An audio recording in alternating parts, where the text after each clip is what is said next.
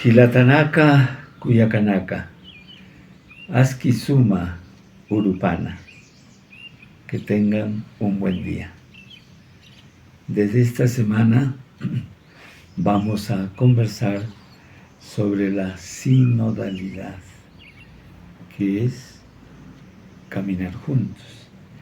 El Papa Francisco ha empezado a hablar de la sinodalidad, pero en realidad la sinodalidad es algo con lo que nació la Iglesia, nos lo está recordando.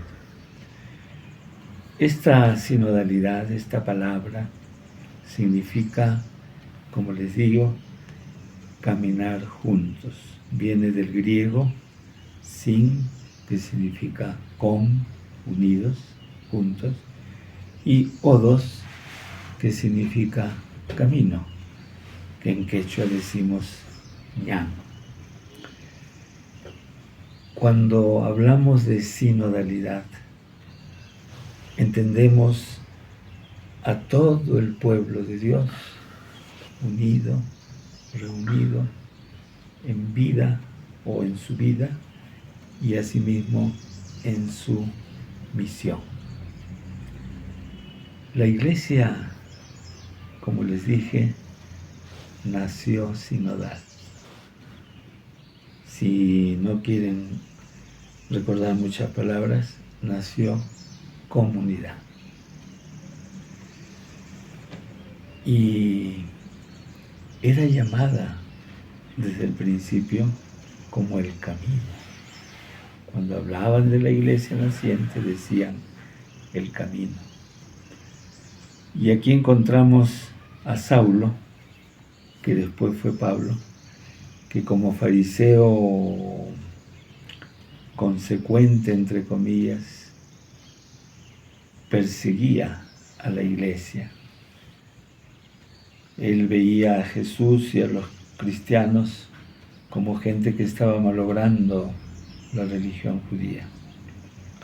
Y dice en Hechos 9, 1, 2, que fue Saulo, o mejor, pidió permiso a los sacerdotes para llevar presos a Jerusalén a hombres o mujeres que fueran del camino, o sea, que fueran de la iglesia.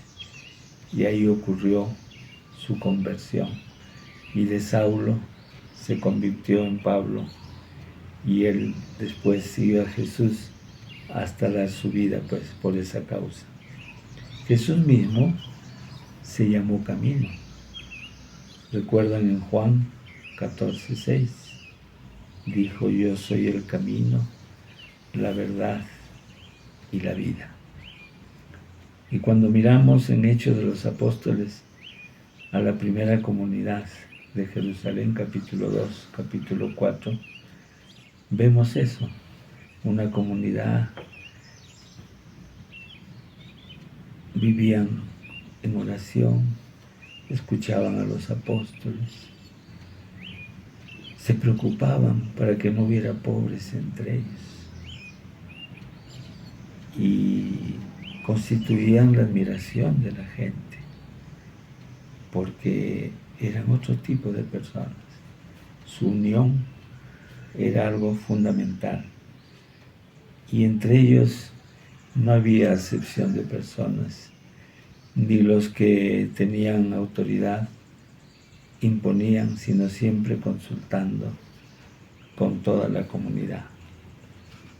Eso es sinodalidad. La iglesia nació hablando, nació evangelizando, nació profetizando y por tanto nació perseguida. Ya puse el ejemplo de Pablo. Y es así. Pasó el tiempo, los historiadores llaman a los 3 primeros siglos de la iglesia misterio, porque realmente se dejaba conducir por el Espíritu Santo.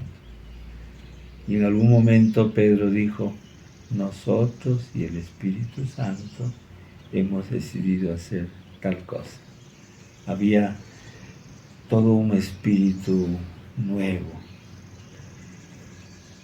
Pero pasaron los siglos. Claro, estos siglos fueron de mucha persecución, porque los romanos, ese imperio romano, no veía con buenos ojos de que hubiera un movimiento religioso que pusiera en crisis su propio modo de ser y de actuar. Era un gobierno que se imponía a través del poder que ejercían algunos, y también tenían sus propias manifestaciones religiosas a través de la opresión. Y viene un Jesús que habla del amor, que plantea todo lo contrario. Y entonces un Estado basado en el amor al dinero, en el poder de algunos pocos, en la esclavitud de muchos, la palabra amor, que es algo tan maravilloso, se convierte en un peligro para ellos. Pero llegó el siglo IV y llegó también un emperador, Constantino, que decidió ya no perseguir a la iglesia. Y ahí empezó algo de lo que hasta ahora no podemos librarnos. Los historiadores llaman a la aparición de Constantino y a su presencia en la iglesia el golpe constantiniano. Con esa manera de acogerla, ya no perseguirla, pero también manipularla, dio pues un golpe, del cual hasta ahora no nos podemos liberar bien. Apareció este Constantino incluso como el salvador de la iglesia. Algunos despistados de ese tiempo compararon a este emperador con el mismo Cristo. ¿Y qué hizo Constantino? No solo dejó de perseguirla, sino le dio poderes, privilegios a los obispos y los sacerdotes. Obispos que habían estado perseguidos, que iban de acá para allá, escondiéndose para que no los mataran, que desde la clandestinidad, diríamos, fortalecían a sus comunidades, cambiaron de ropa, tuvieron cargos, fueron jueces y otras cosas más, y entraron en ese mundo cortesano. Y en ese tiempo entonces apareció también lo que se llama el clero, de lo que vamos a conversar la próxima semana. ¿Y qué dicen los historiadores sobre este tiempo que empezó con Constantino? Dicen que la iglesia ya no fue misterio, sino imperio. Y podemos pensar lo que hemos estudiado, leído, o lo que vemos actualmente, los rezagos, diríamos, de ese golpe constantiniano, y vamos a ver muchas cosas que hasta nos van a escandalizar. Pero reforcemos lo que dijimos al principio.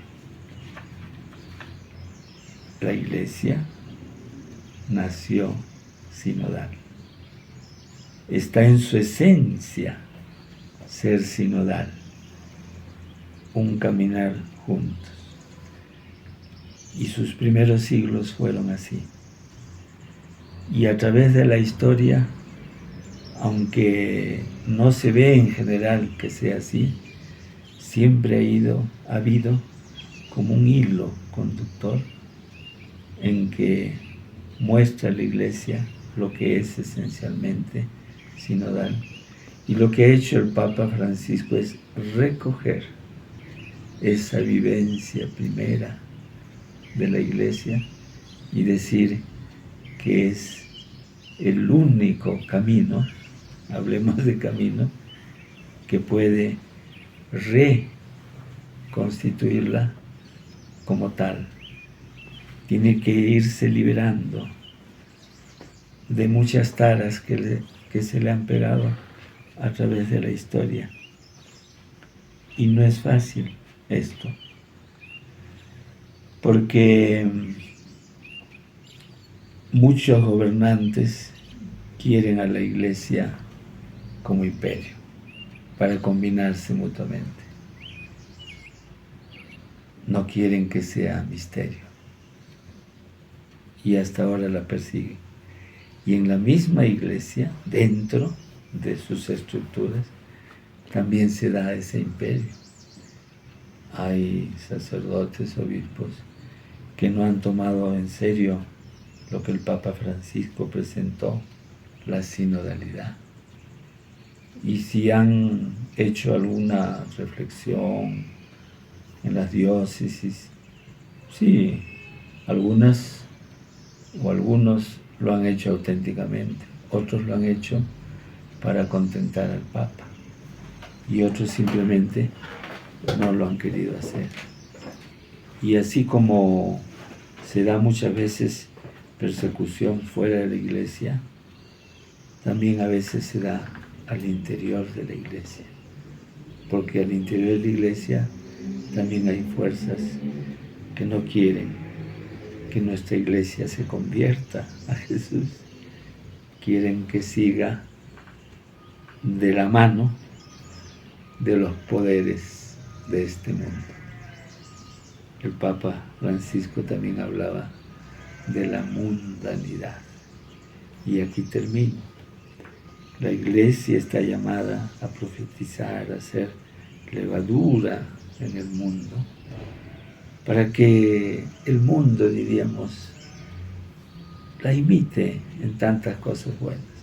Pero con el tiempo, como institución, muchas veces la Iglesia se ha convertido en imitadora de los poderes del mundo, lo cual es algo trágico, pero estamos llamados y lo hacemos con esperanza de ir regresando a Jesús. Y con esto, amigas y amigos, con el cariño de siempre les digo, Jamo semana cama, Hiki sin cama.